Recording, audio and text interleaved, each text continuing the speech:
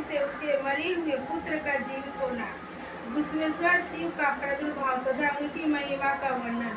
सुधीर कहते हैं, अब मैं घुसमेश नामक ज्योतिर्लिंग के प्रादुर्भाव और उसके महात्म्य का वर्णन करूंगा।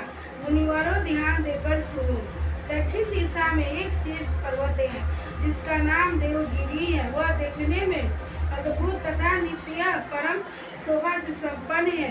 उसी के निकट कोई भरद्वाज कुल में उत्पन्न सुधर्मा नामक ब्रह्मवेता ब्राह्मण रहते थे। उनकी प्रिया पत्नी का नाम सुदेहा था। सदा शिव धर्म के पालन में तत्पर रहती थी, घर के काम काज में कुशल थी और सदा पति की सेवा में लगी रहती थी। द्विजशेष सुधर्मा भी देवताओं और अतिथियों के पूजक थे। यह वेद वर्णित मार्ग पर चलते और नित्य अग्निहोत्र किया करते थे। तीनों काल की संध्या करने से उनकी कांति सूर्य के समान उदित थी। यह वेद शास्त्र के मर्म यज्ञ थे और शिष्य को पढ़ाया करते थे। धनवान होने के साथ ही बड़े दाता थे। सौजन्य आदि सद्गुणों के भाजन थे। शिव संबंधी पूजन आदि कार्य में ही सदा लगे रहते थे। यह स्वयं तो शिव भक्तों से बड़ा प्रेम रखते थे। शिव भक्तों को भी यह बहुत प्रिय थे। यह सब कुछ होने पर भी उनके पुत्र नहीं था। इससे ब्राह्मण को तो दुख नहीं होता था, परंतु उनकी पत्नी बहुत दुखी रहती थी। पड़ोसी और दूसरे लोग भी उसे ताना मारा करते थे। वह पति से बार बार पुत्र के लिए प्रार्थना करती थी। पति उसको ज्ञान उपदेश देकर समझाते थे, परंतु उसका मन नहीं मानता था। अंततः ब्राह्मण ने कुछ उपाय भी किया, परंतु वह सफल नहीं हुआ। तब ब्राह्मणी ने अत्यंत दुखी हो बहुत हट करके अपनी बहन भूषमा से पति का दूसरा विवाह करा दिया। विवाह से पहले सुधर्मा ने उसको समझाया कि इस समय तो तुम बहन से प्यार कर रही हो, परंतु जब इसके पुत्र हो जाएगा तब इससे सरफरोशी करने लगोगी। उसने वचन दिया कि मैं बहन से कभी डांट नहीं करूंगी। विवाह तो हो जाने पर भूषमा दासी की भांति बड़ी बहन की सेवा करने लगी। सुदेहा भी उसे बहुत प्यार करती रही। भूषमा अपनी शिव भक्त बहन की आज्ञा से नित्य 101 पार्थिव शिव लिंग बनाकर शिव विधि पूर्वक पूजा करने लगी। पूजा करके वह निकटवर्ती तालाब में उनका विसर्जन कर देती थी। शंकर जी की कृपा से उसके एक सुंदर सौभाग्यवान और सद्गुण संपन्न पुत्र हुआ। भूषमा का कुछ मान बढ़ा। इससे सुदेहा के मन में डर पैदा हो गई। समय पर उस पुत्र का विवाह हुआ। पुत्रवधू घर में आ गई। अब तो वह और भी जलने लगी। उसकी बुद्धि भ्रष्ट हो गई और एक दिन उसने रात में सोते हुए पुत्र को छुरे से उसके शरीर के टुकड़े टुकड़े करके मार डाला और कटे हुए अंगों को उसी तालाब में ले जाकर डाल दिया, जहाँ भूषमा प्रतिदिन पार्थिव लिंगों का विसर्जन करती थी। पुत्र के अंगों को उस तालाब में फेंककर वह लौट आई और घर में सुखपूर्वक सो गई। भूषमा सवेरे उठकर प्रतिदिन का पूजा आदि कर्म करने लगी। शेष ब्राह्मण सुधर्मा स्वयं भी नित्य कर्म में लग गई। इसी समय उनकी जवेश पत्नी सुदेहा भी उठी और बड़े आनंद से घर के काम काज करने लगी, क्योंकि उसके हृदय में पहले जो ईर्ष्या की आग जलती थी वह अब बुझ गई थी। प्रातः काल जब बहू ने उठकर पति की सिया को देखा तो वह खून से भीगी दिखाई दी और उस पर शरीर के कुछ टुकड़े दृष्टिगोचर हुए।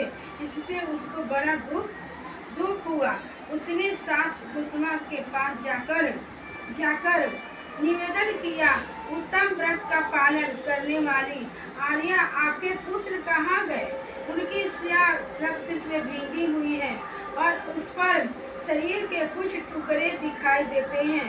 हाय, मैं मारी गई, किसने यह दुष्कर्म किया है? ऐसा कहकर वह बेटे की प्रिया पत्नी भांति भांति से करुणा विलाप करती हुई रोने लगी। सुदामा की बड़ी पत्नी सुदेहा भी उस समय हाय मैं मारी गई ऐसा कहकर दुख में डूब गई।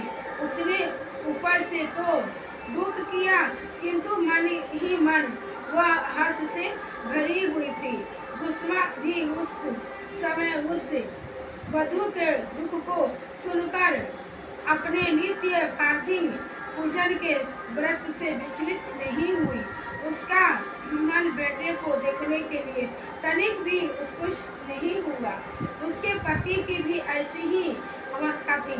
जब तक नित्य नियम पूरा नहीं हुआ तब तक उन्हें दूसरी किसी बात की चिंता नहीं हुई। दोपहर को पूजन समाप्त होने पर गुस्मा ने अपने पुत्र की भयंकर स्याह पर दृष्टिपात किया, तथापि उसने मन में किंचित मात्र भी दुख नहीं माना।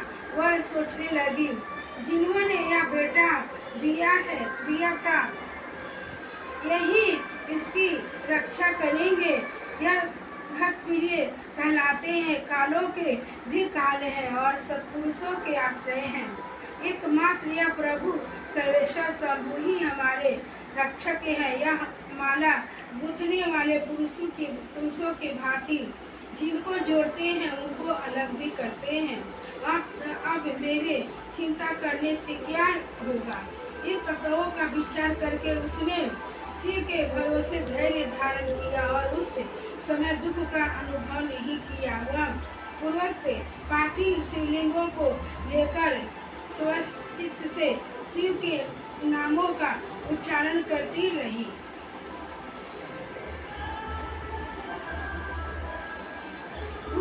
उस तालाब के किनारे गई।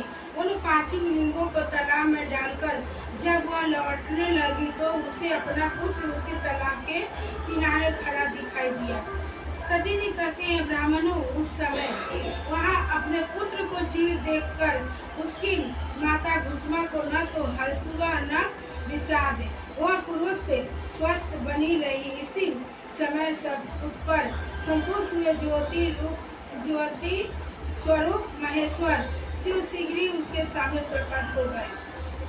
शिव बोले, सुमुखी, मैं तुम पर प्रसन्न हो, वर मांगो। तेरी दुष्टा सौतन ने इस बच्चे को मार डाला था, अब मैं उसे त्रिशूल से मारूंगा। सती जी कहते हैं तब गुस्वा ने शिव को प्रणाम करके उस समय यह वर मांगा, नाथ, यह सुदेहा मेरी बड़ी बहन है, अब आपको इसकी रक्षा करनी चाहिए।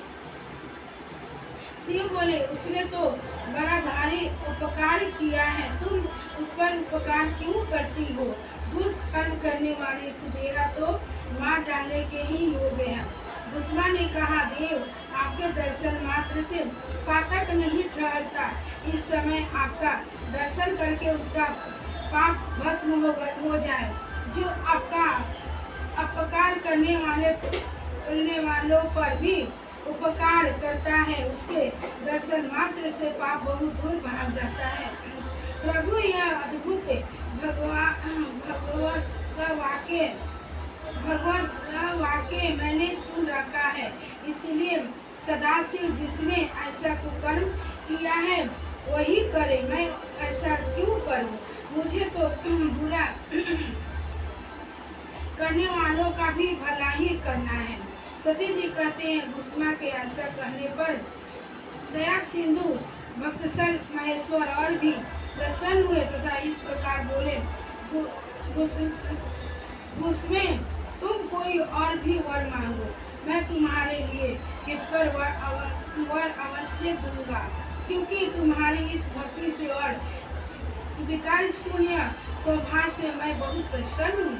भगवान शिव की बात सुनकर गुस्मा बोली, प्रभु यदि आप वर देना चाहते हैं तो लोगों की रक्षा के लिए सदा यहाँ निवास कीजिए और मेरे नाम से ही आपकी ख्याति हो। तब महेश्वर शिव ने अत्यंत प्रसन्न होकर कहा, मैं तुम्हारे ही नाम से घुसमेश्वर कहलाता हुआ सदा यहाँ निवास करूँगा और सबके लिए सुखदायक होऊंगा। मेरा शुभ ज्योतिर्लिंग घुसमेश नाम से प्रसिद्ध हो, यह सरोवर शिवलिंगों का आलय हो जाए और इसलिए इसके तीनों लोकों में शिवालय नाम से प्रसिद्ध हो। यह सरोवर सदा दर्शन मात्र से संपूर्ण विश्व का देने वाला हो। सुब्रते, तुम्हारे यश में होने वाली 101 पीढ़ियों तक ऐसी ही शेष पुत्र उत्पन्न होंगे, इसमें संशय नहीं है। यह सब के सब सुंदरी स्त्री, क्षत्रिय, उत्तम धन और पूर्ण आयु से संपन्न होंगे, चतुर और विद्वान होंगे, उदारता तथा भोगों और मोक्ष रूपी फल पाने के अधिकारी होंगे। 101 पीढ़ियों तक सभी पुत्र गुणों में बढ़े चढ़े होंगे। तुम्हारे वंश का ऐसा विस्तार बड़ा शोभादायक होगा। ऐसा कहकर भगवान शिव महा ज्योतिर्लिंग के रूप में सिद्ध हो गए। यह उनकी घुसमेश नाम से प्रसिद्ध हुई और उस सरोवर का नाम शिवालय हो गया। सुधर्मा, घुसमा और सुदेहा तीनों ने आकर तत्काल ही उस शिवलिंग की 101 दक्षिण वार्ता परिक्रमा की पूजा करके परस्पर मिलकर मन का मैल दूर करके यह सब वहाँ बड़े सुख का अनुभव करने लगे। पुत्रों को जीवित देख सुदेहा बहुत लज्जित हुई और पति तथा घुसमा से क्षमा प्रार्थना करके उसने अपने पाप के निवारण के लिए प्रायश्चित किया। मुनीश्वरों, इस प्रकार वह घुसमेश्वर ज्योतिर्लिंग प्रकट हुआ। उसका दर्शन और पूजन करने से सदा सुख की वृद्धि होती है। ब्राह्मणों, इस तरह मैंने तुमसे 12 ज्योतिर्लिंगों की महिमा बताई। यह सभी लिंग संपूर्ण कामनाओं के पूरक तथा भोग और मोक्ष देने वाले हैं। जो इन ज्योतिर्लिंगों की कथा को पढ़ता और सुनता है वह सब पापों से मुक्त हो जाता है तथा भोग और मोक्ष पाता है। हर हर महादेव। हर हर महादेव। मैया पार्वती।